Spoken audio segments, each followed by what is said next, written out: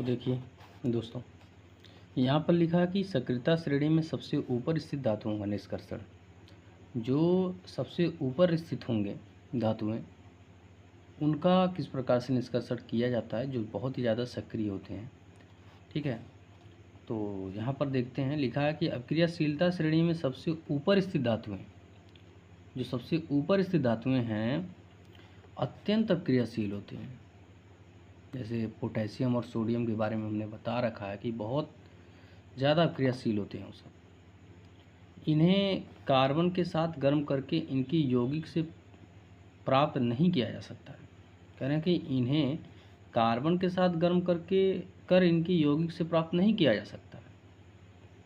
उदाहरण के लिए कार्बन के द्वारा सोडियम, मैग्नीशियम, कैल्शियम, एल्युमिनियम आदि के ऑक्साइड का अपचयन कर उन्हें धातुओं में परिवर्तित नहीं किया जा सकता है, ये कह रहे हैं। ठीक है, इन धातुओं की बंधुता कार्बन की अपेक्षा ऑक्सीजन के प्रति अधिक होती है।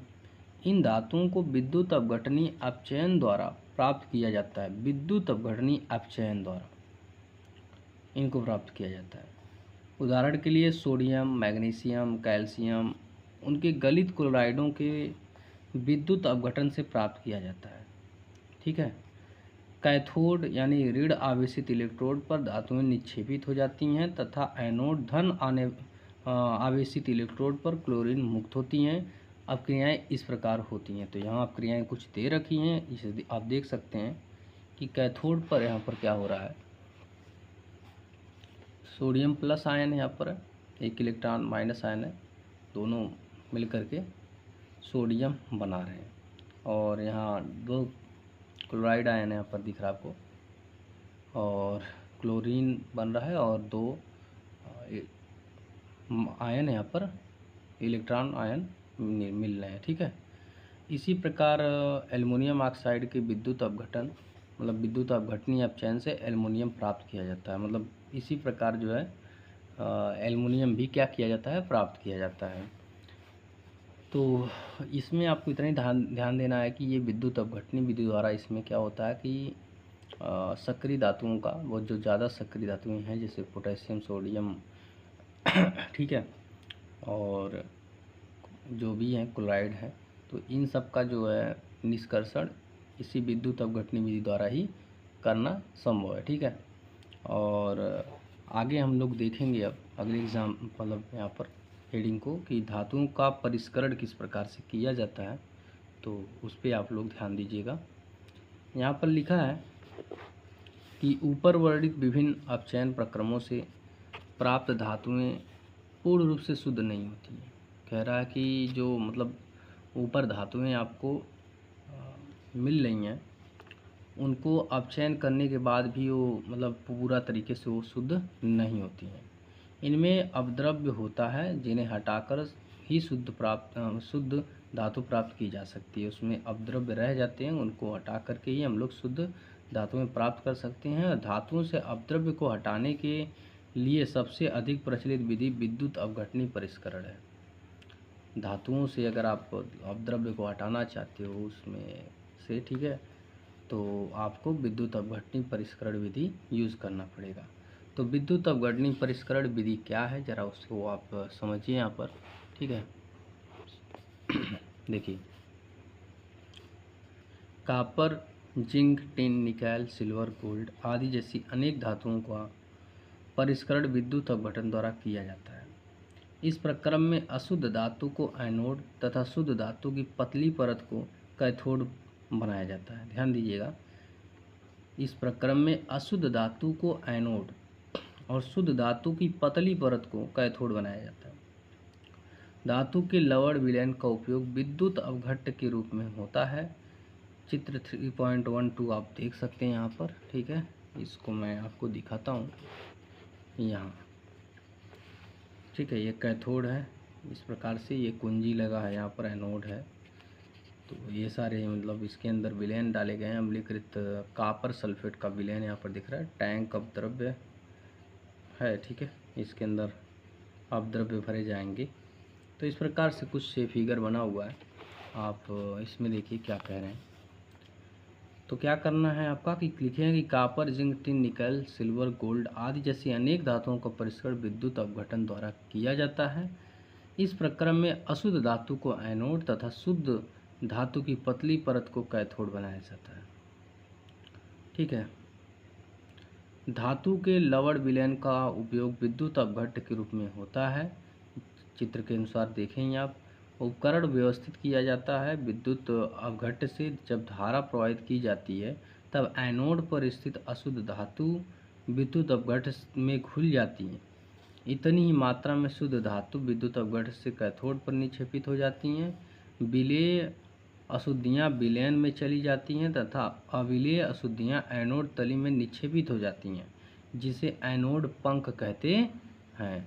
तो कुछ इस प्रकार से यहाँ पर इनका निष्कर्षण मतलब परिष्करण किया जाता है। ठीक है। अब संक्षारण के बारे में तो आप पहले से ही पढ़ते चले आ रहे हैं। संक्षारण क्या होता है? संक्षारण में धातुएं धीरे धीरे क्या हो जाती हैं? नष्ट हो जाती हैं।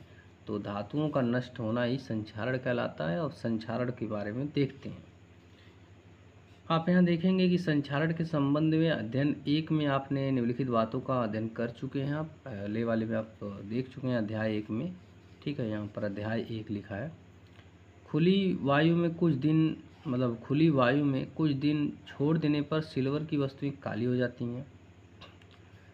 सिल्वर का वायु में उपस्थित सल्फर के साथ अपक्रिया कर सिल्वर सल्फाइड की परत बनने के कारण ऐसा होता है।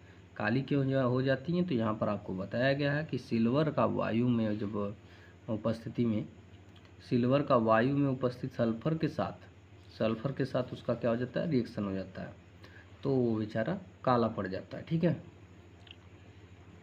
यहाँ देखिएगा लिखा है कि कॉपर वायु में उपस्थित आर्द्र कार्बन डाइऑक्साइड के साथ अपक्रिया करता है, जिससे इसकी सतह से भूरे रंग की चमक धीरे धीरे खत्म हो जाती है। जो कॉपर होता है वो क्या करता है कि कार्बन डाइऑक्साइड के साथ आर्द्र कार्बन डाइऑक्साइड के साथ जो है अपक्रिया करता है, और जिससे धीरे धीरे उसकी पूरी सतह भूरे रंग की जो होती है चमक जो होती है धीरे धीरे खत्म हो जाती है तथा इस पर हरे रंग की परत चढ़ जाती है। जो कॉपर होता है उस पर हरे रंग की परत चढ़ जाती है।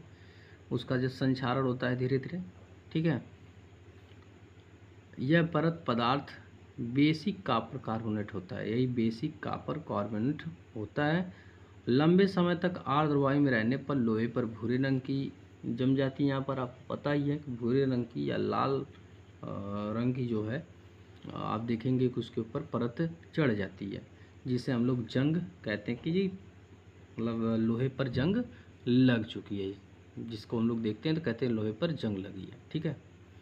आइए उन परिस्थितियों का पता करते हैं जिनमें लोहे पर जंग लग जाती है। ठीक है।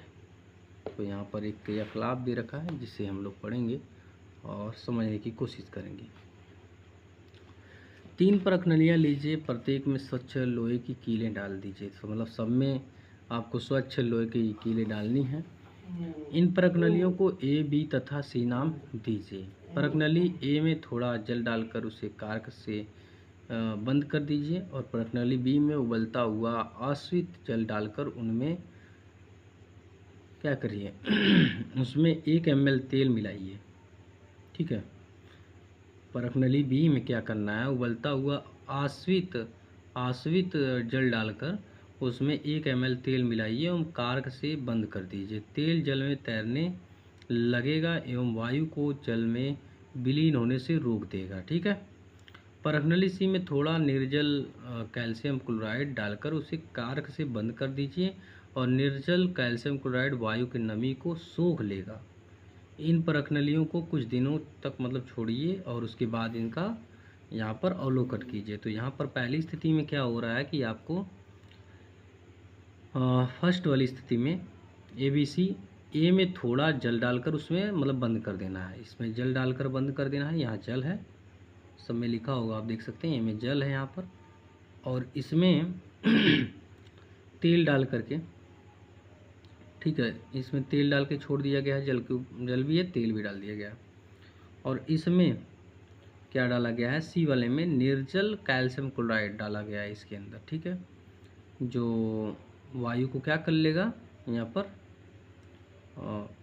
वायु को सोख लेगा, ठीक है, वायु की नमी को सोख लेगा ये, जो आपका थर्ड वाला है। तीनों आपको दिख रहा होगा, ठीक है, हाँ दिख रहा है आपको। तो आइए समझते हैं। यहाँ पर आप देखेंगे कि परखनली ए में रखे लोहे की कीलों पर जंग लग गया है, क्योंकि आप जानते हैं कि जल में ऑक्सीजन होता है और मतलब नमी पाने पर उसमें जंग लग जाता है। लेकिन परखनली बी एवं सी में रखी कीलों पर जंग नहीं लग रहा, उसमें जंग नहीं लगा है। परखनली ए की कील वायु एवं जल दोनों के संपर्क में रहती है और परखनली ए की जो कील है केवल जल के संपर्क में रहती है, एवं परखनली सी की कील शुष्क वायु के संपर्क में रहती है। इससे लोहे की वस्तु में जंग लगने की अवस्थाओं के बारे में क्या क्या, क्या कह सकते हैं।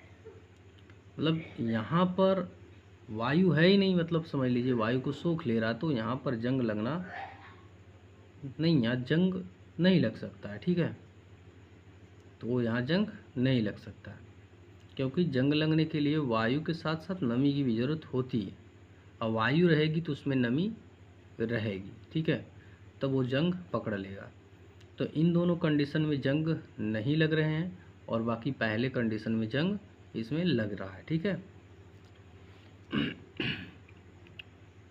तो अगली हेडिंग देखेंगे, संक्षारण से सुरक्षा, मतलब कोई धातु संक्षारित हो रही है तो उसको किस प्रकार से बचाया जा सकता है, यहाँ पर हम देखेंगे।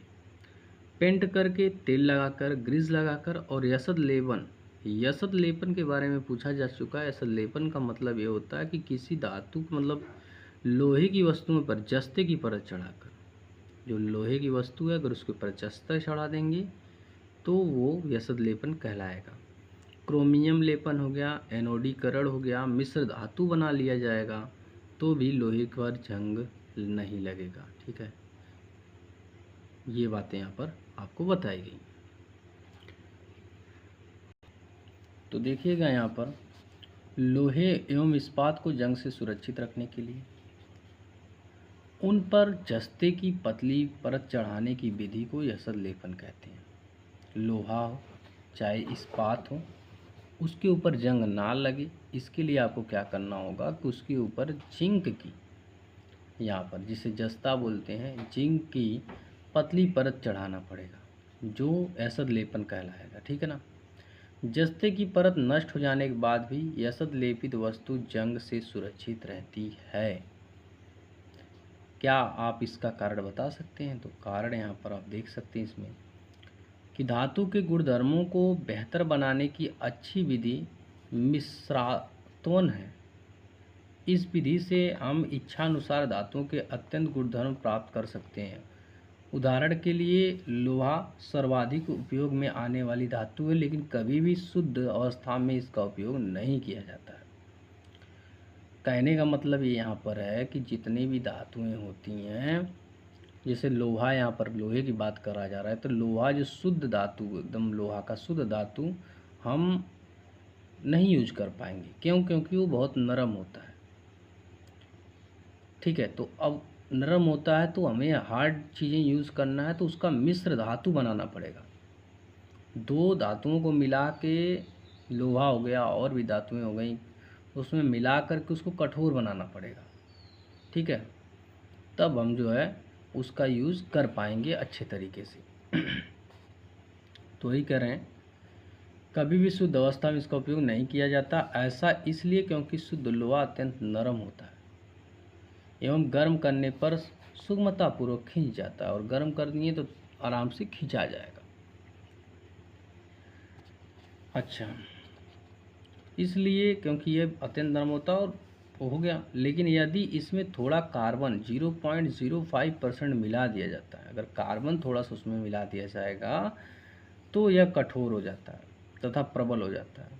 लोहे के साथ निकैल एवं क्रोमियम, लोहे के साथ निकैल एवं क्रोमियम मिलाने पर हमें स्टेनलेस इस्पात प्राप्त होता है। इस पर भी ध्यान दीजिएगा। लोहे के साथ जो है अगर हम लोग निकैल क्रोमियम मिला दें तो स्टेनलेस इस्पात प्राप्त हो जाएगा, जो कठोर होता है। कैसा होता है? बहुत कठोर होता है।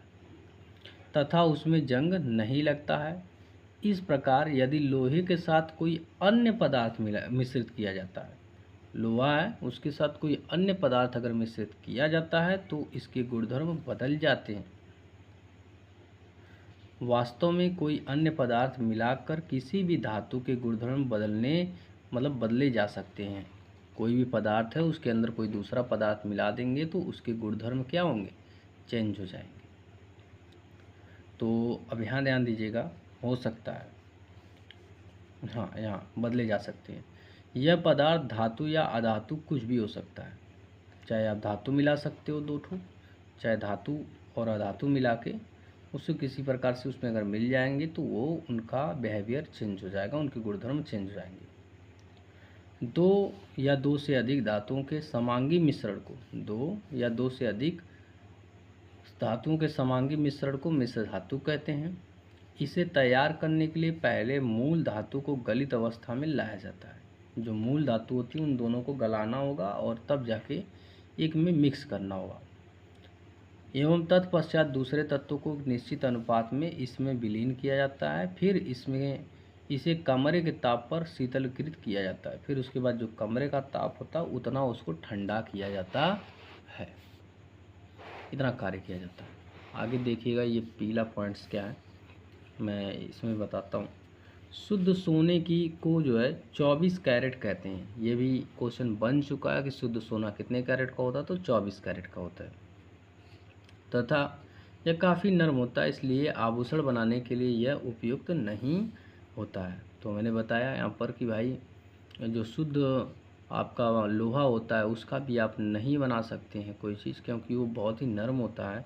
उसी प्रकार से 24 कैरेट सोना जो होता है ना, वो भी बहुत प्योर जो सोना है, पूछा जाएगा सबसे शुद्ध सोना कितने कैरेट का होता है, तो 24 कैरेट का होता है और इसका आभूषण नहीं बन पाता है। तो इसका आभूषण बनाने के लिए इसमें आपको कॉपर मिलाना पड़ेगा। इसे कठोर बनाने के लिए इसमें चांदी तांबा मिलाया जाता है। चांदी मिला दो चाहे तांबा, कॉपर, ठीक है, वही मिलाया जाता है। भारत में अधिकांशतः आभूषण बनाने के लिए 22 कैरेट सोने का उपयोग होता है। इसका तात्पर्य यह है कि 22 भाग शुद्ध होने में 2 भाग तांबा या चांदी का मिलाया जाना, मतलब 22 भाग शुद्ध यहाँ पर आपको सोना मिल रहा है और 2 भाग उसमें या तो तांबा होगा या तो चांदी होगा, ठीक है।